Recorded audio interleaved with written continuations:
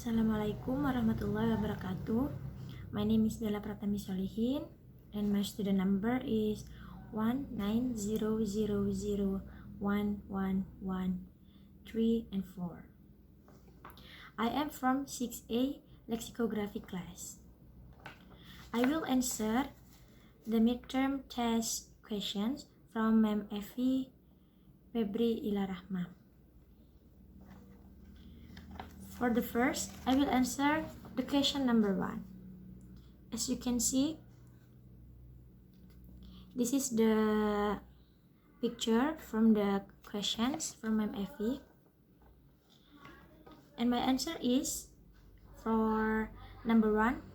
From this picture, there are 3 points. And the first is concept.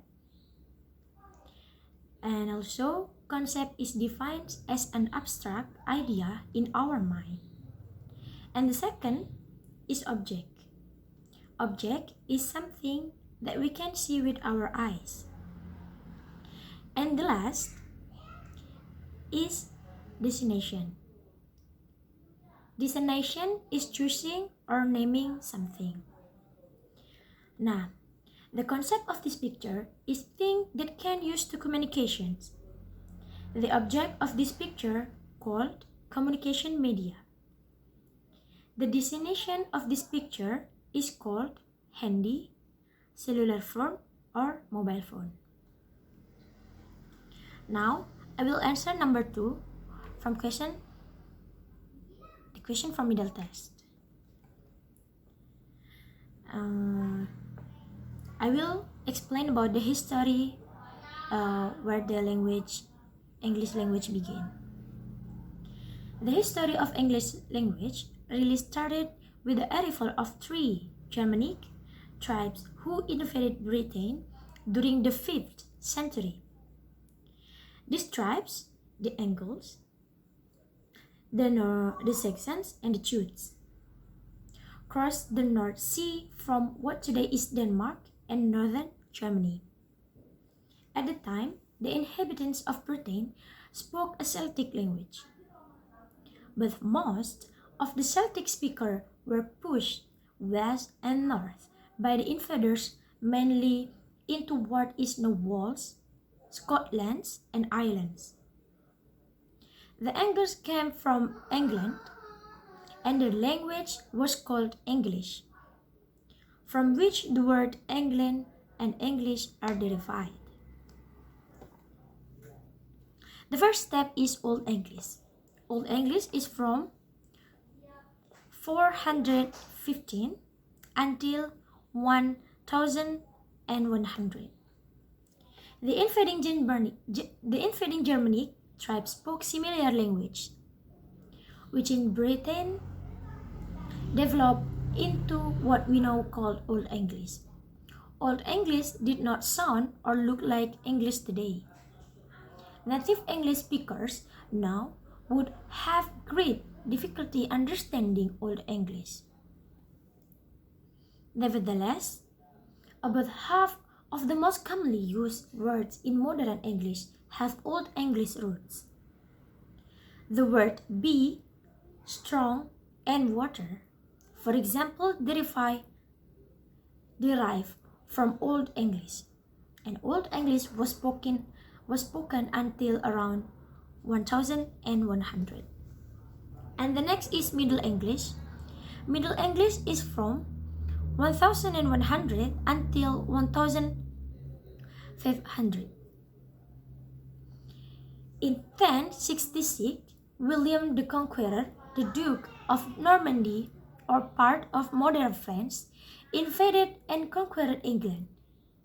The new conquerors, or called the Normans, brought with them a kind of French, which became the language of the royal court and the ruling and business classes.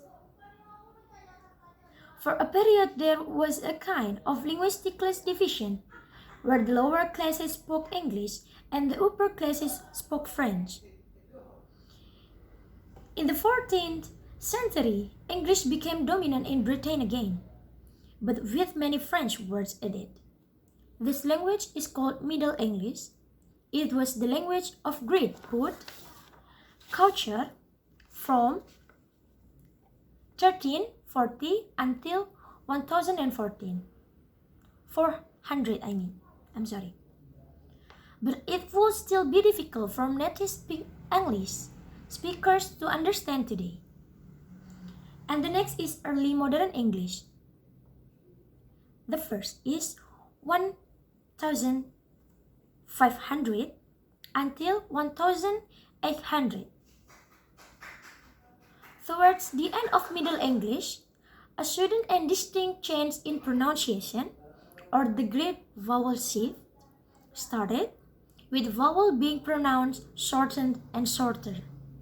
From the 16th century, the British has contact with many peoples from around the world.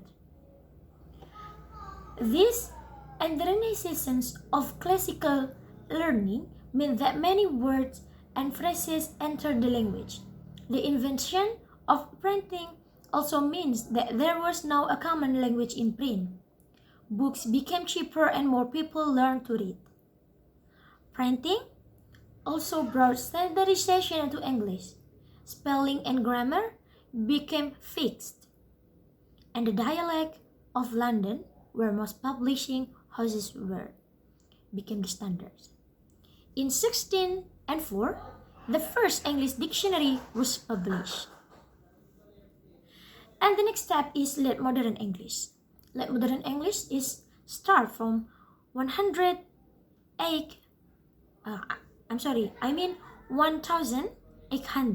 until present. And the main differences between early modern English and late modern English is from the vocabulary.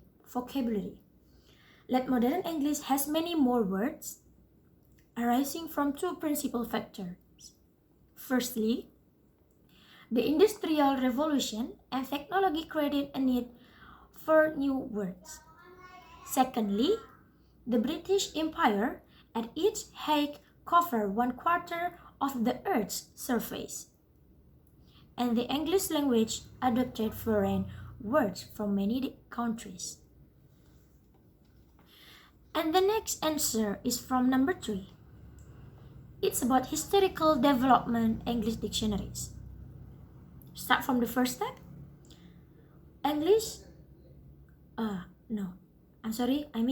Old English period. Old English period contains classes of religious book with translation from Latin. And the second is the 5th century. It contains regular bilingual English-Latin dictionaries. And the third is from the 16th and 4th, a table alphabetical containing and teaching the true writing and understanding of hard usual English words borrowed from the Hebrew, Greek, Latin, and French. It depends on Robert Cowdery. And the fourth is from 1721. It contains Universal Etymological Dictionary. First etymological dictionary explained etymology of words and included pronunciations. Or Nathaniel Bailey. And also the fifth is from 1775. Explanatory Dictionary by Dr. Samuel Johnson. It contains words were illustrated by examples from English literature. B. Pronunciation was not included. C. Helped to preserve the English spelling in its conservative form. And the sixth is from 1780.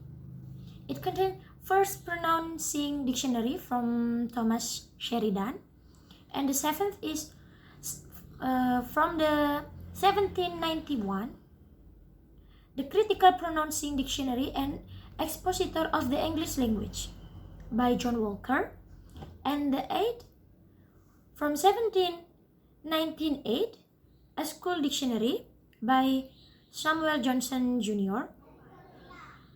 The ninth is 1928 American Dictionary of English Language by Noah Webster, and it contains attempt to simplify the spelling, the spelling and pronunciations, and also provide definitions, etymology, explanations about things named.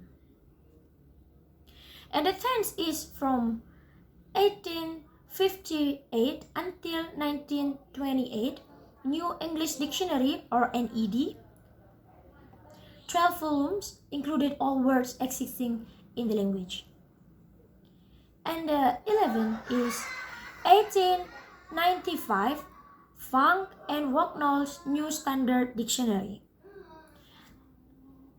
And the 12 from 1911, the Concise Oxford Dictionary of Current English, and it contained only words of current usage.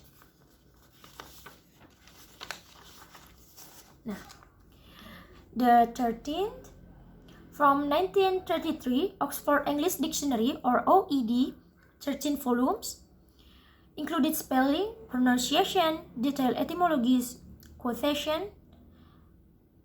And for 14th, from 1966, Random House Dictionary of the English Language. It contains number of dictionary entries, selection of head words, arrangement and contents of the vocabulary entry.